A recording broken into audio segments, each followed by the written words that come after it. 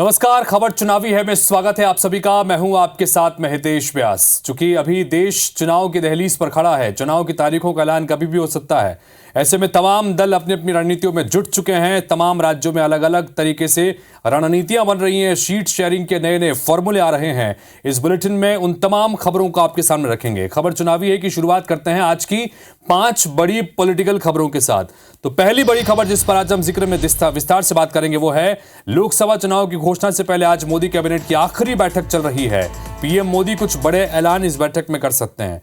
तो वहीं बीजेपी आज अपनी दूसरी लिस्ट भी जारी कर सकती है। 2 दिन पहले बैठक हुई थी दिल्ली में। पहली सूची में 195 उम्मीदवारों के नामों का ऐलान हुआ था।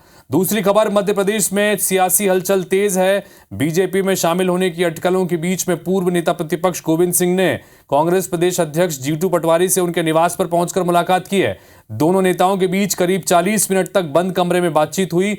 वहीं एक दिन पहले ही गोविंद सिंह ने पूर्व गृह मंत्री नरोत्तम मिश्र से भी मुलाकात की थी।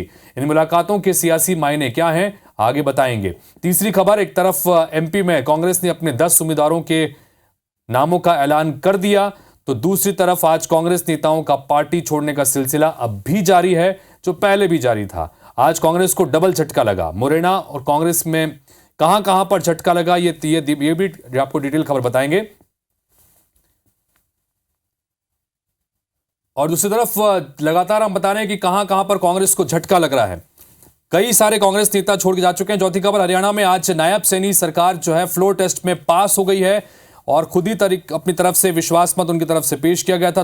विधानसभा में पूर्व मुख्यमंत्री भूपेंद्र सिंह हुड्डा ने वोटिंग की मांग की थी, लेकिन वोटिंग की मांग को स्पीकर ने ठुकरा दिया। पांचवी खबर, भोजपुरी स्टार पवन से जुड़ी हुई है। पवन सिंह भी अब लोकसभा का चुनाव लड़ेंगे। बीजेपी ने उन्हें आसनसोल से टिकट दिया था। कुछ दिन पहले उन्होंने चुनाव लड़ने से इनकार कर दिया था, फिर आज यू टर्न लेते हुए उन्होंने चुनाव लड़ने का ऐलान कर दिया है।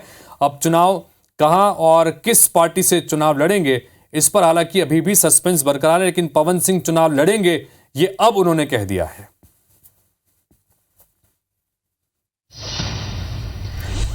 तो इन 5 खबरों को विस्तार से आपके सामने रखेंगे। लोकसभा चुनाव से मध्य प्रदेश कांग्रेस में सियासी भूचाल उससे पहले लगातार बना हुआ है। आज कांग्रेस के लिए छिंदवाड़ा और मुरैना से बुरी खबरें आई। बुरी खबरें इसलिए क्योंकि कांग्रेस को झटका लगा है चुनाव से पहले।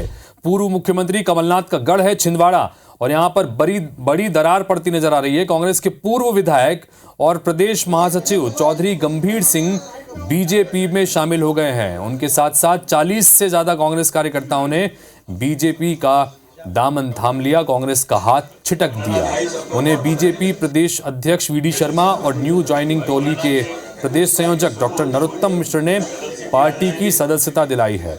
वहीं मुरैना में भी कांग्रेस को बड़ा झटका लगा। यहां कांग्रेस के पूर्व संभागीय प्रवक्ता सुबोध दुबे, पूर्व प्रदेश सचिव देवेंद्र बीजेपी में शामिल हो गए हैं। साथ ही कांग्रेस चिकित्सा प्रकोष्ठ से जुड़े 12 जिलों के 60 डॉक्टर्स के साथ ही 20 फार्मासिस्टों ने भी बीजेपी का दामन थाम लिया है। तो चाहे छोटे कार्यकर्ता हो या बड़े नेता, एक एक कर कांग्रेस का दामन छोड़ते हुए सब बीजेपी में शामिल हो रहे हैं। और यही वजह है कि चुनौतियां भारतीय जनता पार्टी के मुकाबले कांग्रेस के सामने लगातार बढ़ती जा रही हैं। और एक तरफ मंथन चल रहा है टिकटों को लेकर, और दूसरी तरफ लगातार पार्टी के जो नेता हैं वो पार्टी छोड़ते जा रहे हैं।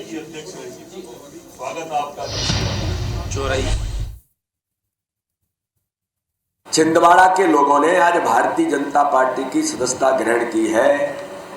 अब छिंदवाड़ा मोदी जी का गढ़ है और छिंदवाड़ा के अंदर आज बड़ी संख्या में ये लगातार ज्वाइनिंग चल रही है। उन्होंने भारतीय जनता पार्टी ज्वाइन कर ली। आज मुरैना के हमारे अदल सिंह कंसाना जी के नेतृत्व में कई वरिष्ठ लोग उन्होंने सदस्यता ग्रहण की है। रीवा के बिंद क्षेत्र के एक बड़े शिक्षाविद, उन्होंने आज सदस्यता ग्रहण की है। तो भारतीय जनता पार्टी की यात्रा लगातार आगे बढ़ रही है। तो हम चाहते हैं कि इस देश में धर्म की जय हो और गांधी जी के मार्ग पर चल करके जिन्होंने आखिरी वक्त में जय भगवान राम का नाम लिया था, तो कांग्रेस जिन्होंने पैदा की उसके रास्ते से कांग्रेस भटक गई है।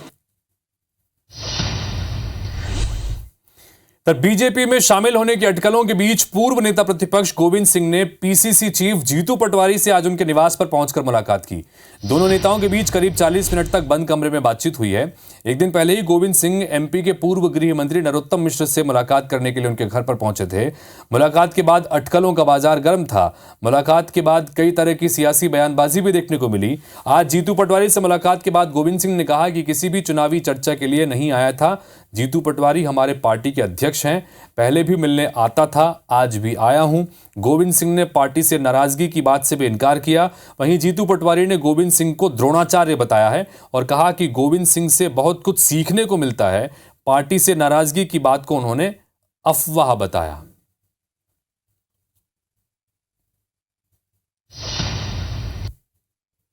अध्यक्ष चुनाव को लेकर चर्चा हुई है। कोई चर्चा नहीं, नाश्ता करने आए थे। पार्टी अध्यक्ष है हमारे, इसलिए हमारा पार्टी के काम के लिए आना जाना रहता है। पहले भी आते थे, आज भी आए। इसमें कोई नई बात कौन सी होगी? काय का नाम है? अरे कोई काय की होगी? ये हमारे द्रोणाचार्य है और ये भी हम सब परिवार के लोग कांग्रेस के हर परिस्थिति में संघर्ष में और कांग्रेस की आइडियोलॉजी को घर घर ले जाएंगे। डॉक्टर साहब हमारे सबसे अग्रज है। ये इधर लोकसभा चुनाव को लेकर बीजेपी और कांग्रेस नेताओं के बीच आरोप प्रत्यारोप का दौर जारी है। इसी कड़ी में बुधवार को जगदलपुर, छत्तीसगढ़ की बात करें, जगदलपुर पहुंचे पीसीसी चीफ दीपक बैज ने बीजेपी सरकार पर आरोपों की झड़ी लगाई।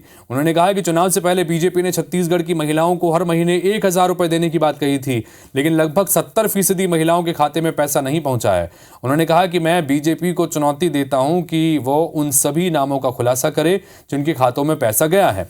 वहीं नारायणपुर में छात्राओं के साथ यौन उत्पीड़न के मामले को लेकर दीपक बैज ने कहा कि इस घटना में शामिल शिक्षक का कहीं न कहीं बीजेपी से संबंध है। ये उनका सवाल भी है। यही वजह है कि प्रशासन ने कार्रवाई करने में इतनी देरी की। दीपक बैज ने नक्सली हिंसा को लेकर भी सरकार और गृह मंत्री पर तीखा वार किया। तो वहीं प्रत्याशियों की घोषणा को लेकर दीपक बैज ने कहा कि जल्द ही पार्टी बची हुई सीटों पर प्रत्याशियों का ऐलान कर देगी। मेहतारी बंधन योजना के अंतर्गत 68,53,000 महिलाओं को खाते में पैसा डाला गया है, जबकि हकीकत ये है कि उतनी महिलाओं के खाते में पैसा ही नहीं डाला गया है। इसलिए अगर उतने महिलाओं के खाते में पैसा गया है तो मैं चुनौती देता हूं राज्य सरकार को, जिले वाइज पूरा सूची सार्वजनिक करे। तो लोकसभा चुनाव के लिए छत्तीसगढ़ में सियासी संग्राम तेज है। बीजेपी रोज एक कार्टून पोस्टर सोशल मीडिया पर शेयर कर रही है और कांग्रेस के प्रत्याशियों को निशाने पर ले रही है।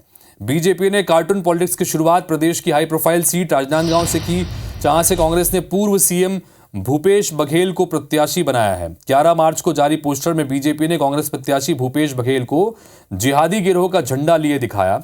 इसमें भूपेश बघेल के साथ एजाज ढेबर, नवाज खान और मोहम्मद अकबर भी नजर आए।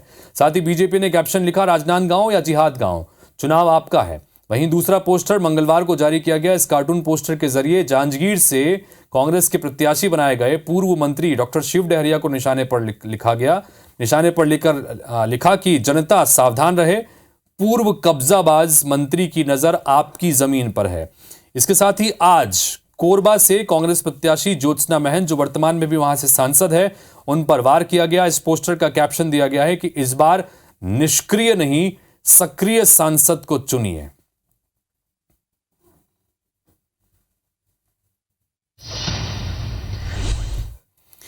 फिर मध्य प्रदेश सरकार के नगरीय प्रशासन मंत्री कैलाश विजयवर्गीय जबलपुर पहुंचे।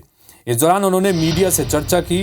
उन्होंने कहा कि आगामी लोकसभा चुनाव में बीजेपी ने देश की 400 सीट जीतने का संकल्प लिया है, जिसके तहत बीजेपी प्रदेश की सभी 29 सीटों को जीतने के लिए काम करेगी। विजयवर्गीय ने छिंदवाड़ा लोकसभा से नकुलनाथ को उम्मीदवार बनाए जाने पर कटाक्ष करते हुए कहा कि नकुलनाथ चुनाव लड़े या फिर कमलनाथ, उससे बीजेपी को कोई फर्क नहीं पड़ता, क्योंकि कांग्रेस ऐसे लोगों को टिकट दे रही है जो करोड़पति हैं। वहीं हाल में देश में लागू हुए सिटीजन अमेंडमेंट एक्ट यानी CAA को कैलाश विजयवर्गीय ने प्रधानमंत्री मोदी और गृह मंत्री अमित शाह का साहसिक निर्णय बताया है। जैसा कि टारगेट है 400 सीट का, वो 400 सीट पूरा करने का संकल्प हम सबका है, हम सभी कार्यकर्ताओं का है। तो हम पूरे मध्य प्रदेश में 29 सीट जीतेंगे और देश में 400 से ज़्यादा सीट जीतेंगे। हमने कहा हम 29 सीट पूरी जीतेंगे, नकुल नाथ जी लड़े या कमलनाथ जी, हमें कोई फ़र्क नहीं पड़ता हो। तो जिसके पास 2-4-5 करोड़ रुपए हो वही उसी को टिकट मिल रहा है कांग्रेस।